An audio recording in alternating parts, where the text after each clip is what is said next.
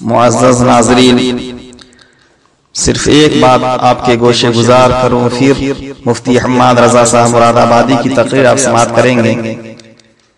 आज जो मुस्लिम बच्चियां, जो इस्लाम की खवातीन बाइज्जत पर्दा नशी माँ बहने कहलाने वाली, वो कहाँ थी और कहाँ जा रही हैं, ये सिर्फ और सिर्फ इल्म दीन से दूरी की वजह कर ये सब कुछ हो रहा है।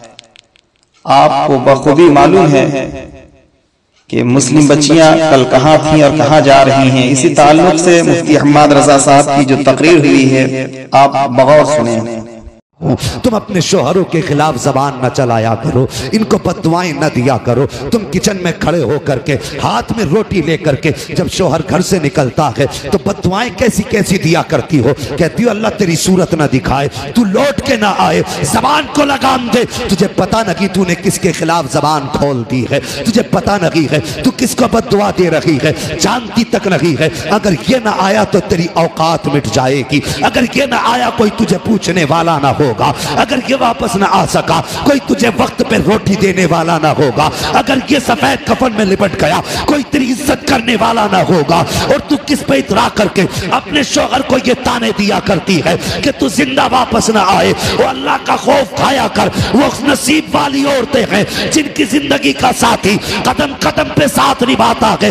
वरना साहिब हमने समाज में बेवाओं की जिंदगी देखी है। ये कौम ऐसी कौम है, ये तो बेवाओं को उस वक्त तक रोटी नहीं देती जब तक उनके बदन से कपड़े नहीं उतरवा लेती है, जब तक उनकी इज्जत नहीं लूट लेती, उस वक्त तक ये कौम रोटी देने तैयार नहीं होती है। ए मेरी कौम की बेटी, जब तेरा शोहर घर से निकले तो जबान पे बद्दुआ न ला, उसके लिए कोई जुमला गलत न कह, बल्कि तू कनीज़े फातिमा है। तेरा शोहर घर से निकले परदेश जाने लगे, फी अमानिल्लाह कह के रुखसत कर दे। जब वो चला जाए घर में आप वुज़ू कर ले, मुसल्ला बिछा दे, 2 रकात नमाज पढ़, सजदे में सर रख और रो दे, ए मेरे मालिक। आंख में आंसू ले और रब की बारगाह में इल्तिजा कर, ए मेरे परवरदिगार, सुहागन छोड़ के गया है, सुहाग के जोड़े में मिलाना, हंसता हुआ छोड़ा है, हंसते हुए मिलाना। अल्लाह की इज्जत की कसम, अगर ये तेरी आदत होगी तो रब की रहमत आवाज दे के कहती है ये तरीका अपना ले। जब तक तुम दोनों को फिर से मिला न दूंगा, उस वक्त तक मौत भी तुम दोनों को जुदा नहीं कर सकती। अल्लाह, नारे तकबीर, नारे रिसालत, फैज़ाने आला हजरत, फैज़ाने सलामी, अज़मते मुस्तफ़ा कॉन्फ्रेंस, जश्न ईद मिलादुन नबी, मुफ्ती हम्माद रजा साहब क़िबला। नारे तकबीर, नारे रिसालत, सुभान अल्लाह, सुभान। हर घर की कहानी है ये, मियाँ बीवी के झगड़े, बद्दुआएं।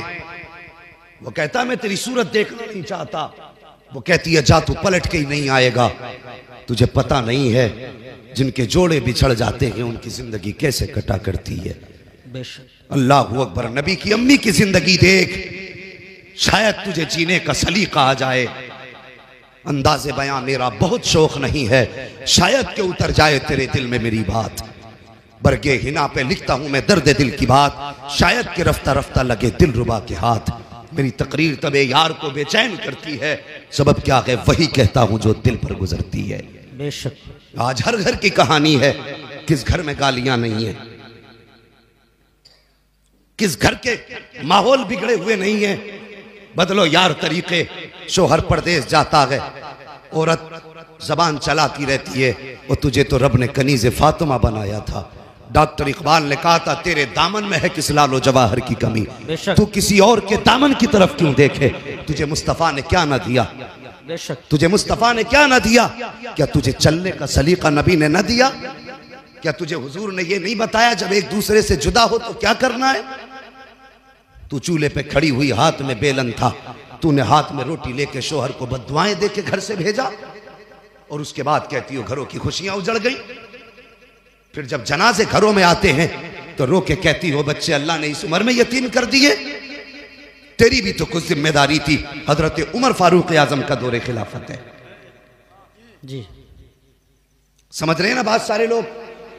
हजरत उमर फारूक आजम का दौरे खिलाफत है, का चेहरा एक दूसरे से बिल्कुल मिलता जुलता था। हजरत उमर कभी बाप को देख रहे हैं कभी बेटे को, और देख के कहने लगे मुझे ताज्जुब हो रहा है तुम दोनों एक से हो।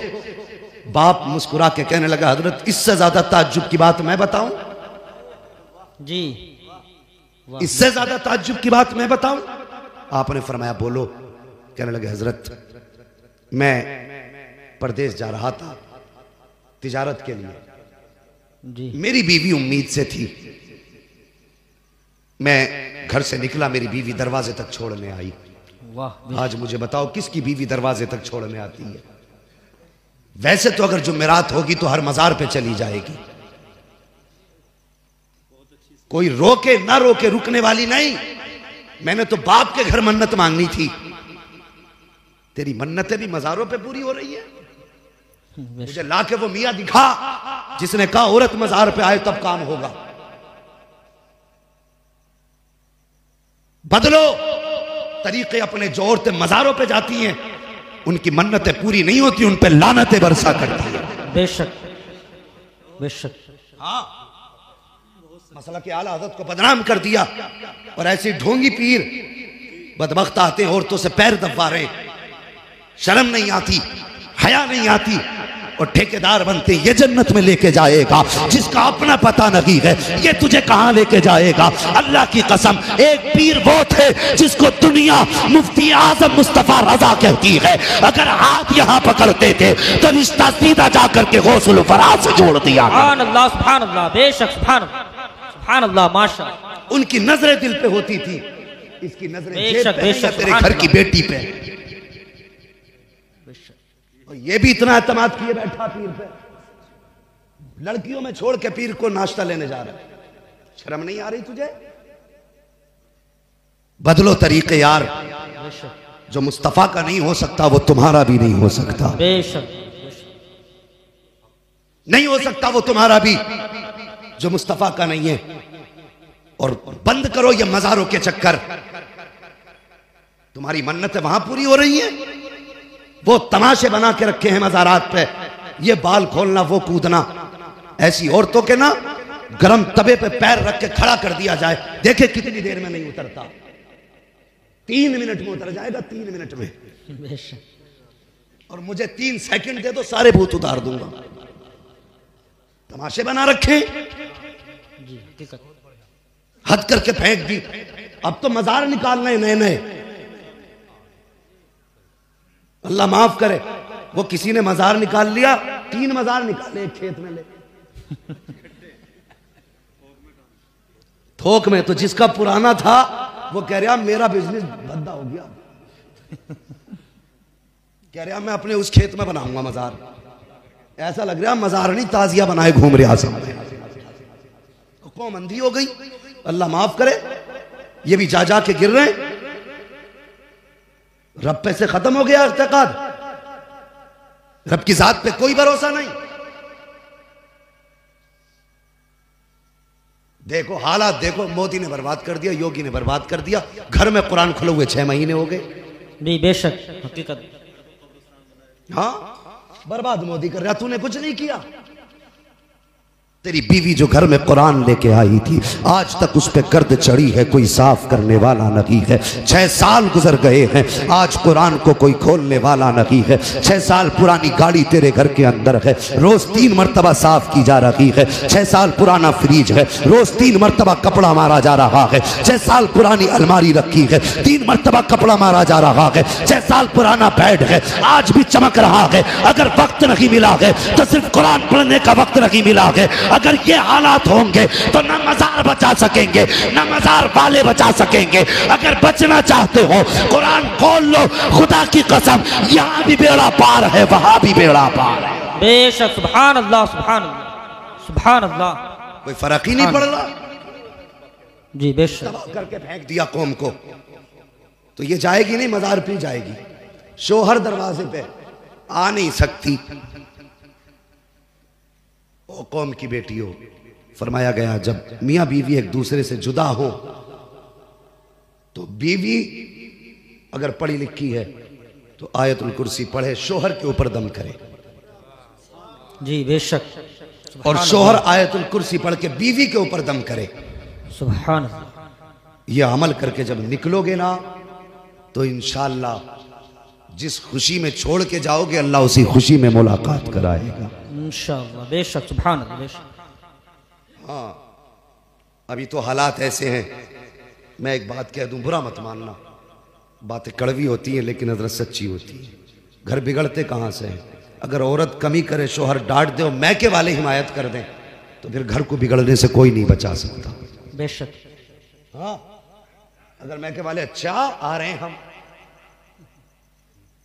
वो आया नहीं और ये फिर गई नहीं। इज्जत सब रखते हैं भाई, अपनी सबकी अपनी इज्जत है। तो मेहरबानी करो, अगर घर में आपसी झगड़े हुआ करें तो मैके को फोन ना किया करो। इसकी वजह से अक्सर घर बर्बाद हो जाते हैं। और लड़की वालों, तुम भी बेटी को रुखसत किया करो ना, तो ये नहीं कि बस फोन कर दिए घर दूर नहीं है, लल्ला आ जाएगा मोटरसाइकिल से। ये पहले ही कहता है कान में, अभी वो रो रही है रुखसत होते हुए, कान में कह रहा रो क्यों रही है, कोई बात हो तो बता दिए। अबे वो कोई जेल में जा रही है तो ये नसीहत कर रहा, फोन करके बता दिए। हमने हालात सच्चे यही हैं कि दिल के पपोले जल उठे सीने के दाग से, इस घर को आग लग गई घर के चिराग से। बेशक, बेशक।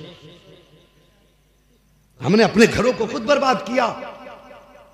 बेटियों को रुखसत करते वक्त ये ना कहा करो कि बेटी जा रही है, परेशानी हो तो फोन कर देना। अगर बेटियों को रुखसत किया करो तो मुस्तफ़ा की तारीख उठा के देख लिया करो। हुजूर बेटी को रुखसत कर रहे हैं, आपने फरमाया था फातिमा आज तक मेरी जिम्मेदारी थी, आज के बाद अली की जिम्मेदारी है। ए मेरी बेटी, अली की मर्जी के बगैर कदम मत निकाल देना। अगर अली इजाजत दे तब मेरे घर पे आना, अगर अली इजाजत ना दे तो घर पे मत आना। ए मेरी फातिमा, याद रखना, अगर इस हाल में तू घर में आई कि अली तुझसे नाराज है तो बेटी तुम्हारा बाप तुम्हें रोटी तो दे सकता है लेकिन तुम्हारी नमाज जनाजा में शामिल नहीं होगा। अल्लाह अकबर। ये ताकीद थी शौहर की, मेरे नबी ने अपनी बेटी को की है। तारीख गवाह है। कभी अपनी बेटियों को ये तालीम दिया करो, अपनी बेटियों को घर से रुखसत किया करो तो शौहर की कदर बता के भेजा करो, उसकी मंजिलत बता के भेजा करो, उसकी जिम्मेदारी समझा के भेजा करो। ये मत कहा करो फोन कर देना 2 मिनट में आ जाएंगे, इससे आप अपनी बेटी का घर बर्बाद कर रहे हैं। अल्लाह खैर फरमाए, हमारे घरों के अल्लाह हालात बेहतर करे। मैं अर्ज कर रहा था, हजरत उमर फारूक आजम के सामने बाप बेटे बैठे हुए हैं। बाप ने कहा हजरत जी, इससे ज्यादा ताज्जुब की बात यह है कि मैं तिजारत के लिए बाहर जाने लगा, मेरी बीवी उम्मीद से थी, जब मैं गया दरवाजे तक छोड़ने आई, मैंने कहा अच्छा मैं चल रहा हूं। मेरी बीवी मुझसे कहने लगी इस बच्चे को किसके सहारे छोड़ के जा रहे हो? कहा मेरी बीवी ने इतना कहा था, इस बच्चे को किसके सहारे छोड़ा? फरमाते हजरत मेरी जबान से निकल गया, मैंने अपने बच्चे को अपने रब के हवाले किया। वाह वाह, बेशक। क्या कहा आपने? रब के हवाले किया, अपने रब के हवाले किया, रब के हवाले किया। बेशक। कहते ये कह के मैं चला गया। कहते हुजूर जब मैं वापस पलटा, 1000 हसरतें थी दिल में, घर में बच्चा होगा, मैं जाऊंगा, मैं अपने बच्चे को प्यार करूंगा, बीवी को तोहफा दूंगा, उसने मेरी नस्ल को जन्म दिया है, बड़ा काम किया उसने, मैं उसको जाके इनाम से नवाजूंगा।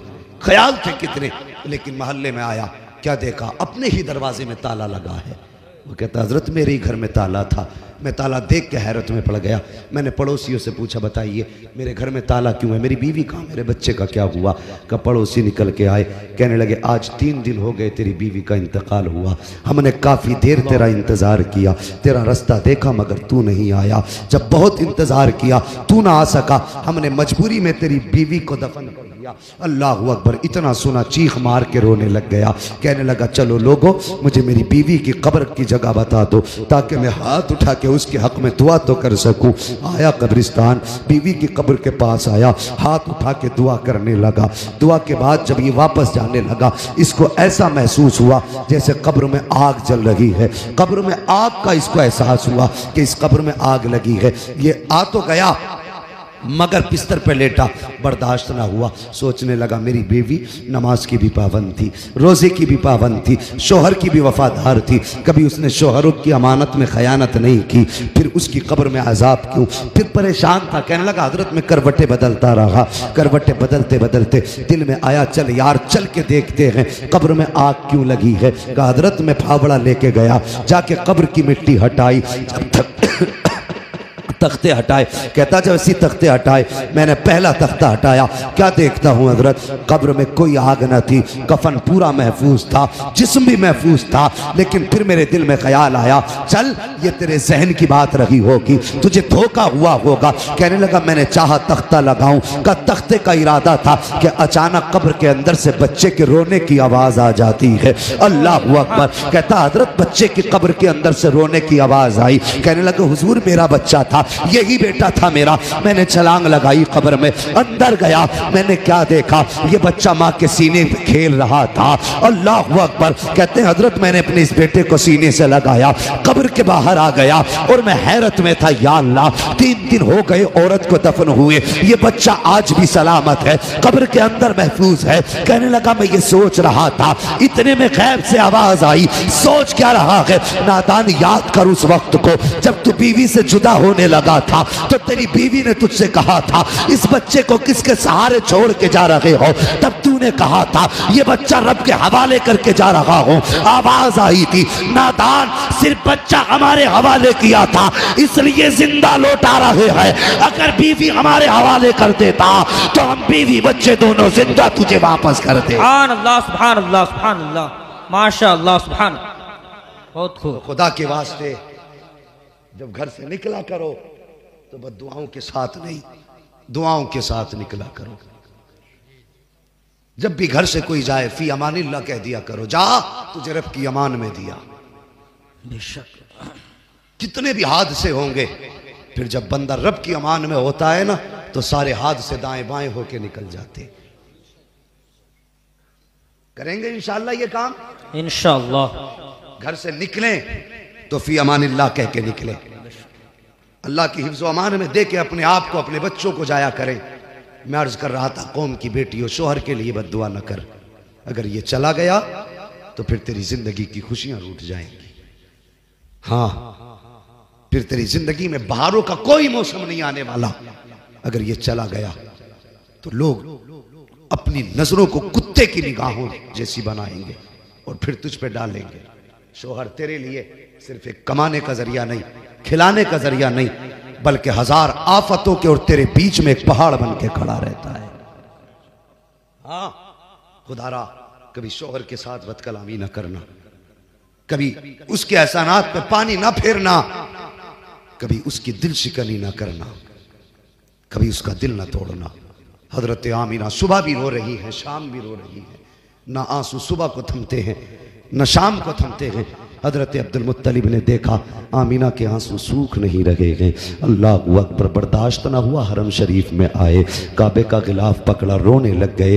कहने लगे या अल्लाह, अब्दुल्ला मेरा सबसे प्यारा बेटा था, सबसे चहीता लाल था, मेरा छोटा बेटा था, मेरे मालिक वो चला गया, लेकिन मेरे पास 9 बेटे बाकी हैं। अब 9 बेटे हैं, या अल्लाह मैं अपने 9 बेटों को देखूंगा तसल्ली हो जाएगी, लेकिन आमीना का तो सहारा सिर्फ अब्दुल्ला था। ये मेरे मालिक अब्दुल्ला चला गया है, आमीना के आंसू नहीं देखे जाते। ये मेरे परवरदिगार, आमीना का रोना बर्दाश्त नहीं होता है, मेरे मालिक कोई एक ऐसा बच्चा दे देना जो आमीना का सहारा बन जाए, जो आमीना का सहारा बन जाए। रो के इतना हजरत अब्दुल मुत्तलिब ने कहा था, गैब से आवाज आई थी, अब्दुल मुत्तलिब तू तो आमीना के सहारे की बात करता है, हमने फैसला कर दिया है जो आमीना की गोद में आएगा वो सिर्फ आमीना का सहारा नहीं बल्कि सारे जमाने का सहारा बन के आने वाला। सुभान अल्लाह, सुभान अल्लाह, नारे तकबीर, अल्लाहु अकबर, या रसूल अल्लाह, जिंदाबाद जिंदाबाद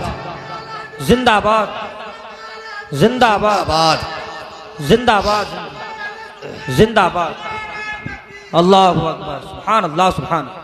तुम एक सहारे की बात कर रहे हो, हमने फैसला कर दिया है कि जो आमीना की गोद में आएगा वो सिर्फ आमीना का नहीं बल्कि सारे जमाने का सहारा बन के आएगा। वाह वाह, बेशक सारे जमाने का सहारा बन के आएगा। अल्लाह अकबर। ये बात आपने सुनी, दौड़ करके घर आए। अब सुनिए आगे, अपने हुजूर की शान मुलाहिजा फरमाइए। अभी वक्त है ना मेरे पास 10 मिनट, अभी 10 मिनट है, जरा बोल दे सुभान अल्लाह, सुभान अल्लाह। पानी की जरूरत तो मुझे होनी चाहिए, तुम पीने लग गए बैठे बैठे लोग यार, अजीब हाल है। कोई बात नहीं, ये इनके लिए तो वैसे भी गुंजाइशें ही रहती है, ये अल्लाह वालों की जमात है। जरा आप पानी को ना देखे मुझे देखे कह दें सुभान अल्लाह, सुभान अल्लाह। और जो भाई मोबाइल निकाल के बैठे, इतनी सारी वीडियोस नेट पे हैं, अब भी मोबाइल में ही भरोगे, अब तो कम से कम सामने से सुन लो अल्लाह के बंदो। हाँ बोल दें जरा सुभान अल्लाह, सुभान अल्लाह। ऐसे नहीं, अगर सारे बोलोगे तो आगे बढ़ूंगा वरना खत्म कर लूंगा। सुभान अल्लाह, सुभान अल्लाह। माशाअल्लाह, एक बार साथ में हाथ उठा के कह दें या रसूल या अल्लाह, रसूल अल्लाह, सुभान अल्लाह। अब जरा गौर करें, हजरत आमीना कहती है, सुनो हुजूर की शान क्या, हुजूर की शान क्या। हजरत आमीना फरमाती हैं, पहला महीना गुजरा, दूसरा महीना गुजरा, तीसरा महीना गुजरा, चौथा महीना गुजरा, पांचवा महीना गुजर गया। फरमाती जैसे जैसे दिन गुजरते जाते थे वैसे वैसे मेरी किस्मत के ताले खुलते जाते थे। वाह बेशक।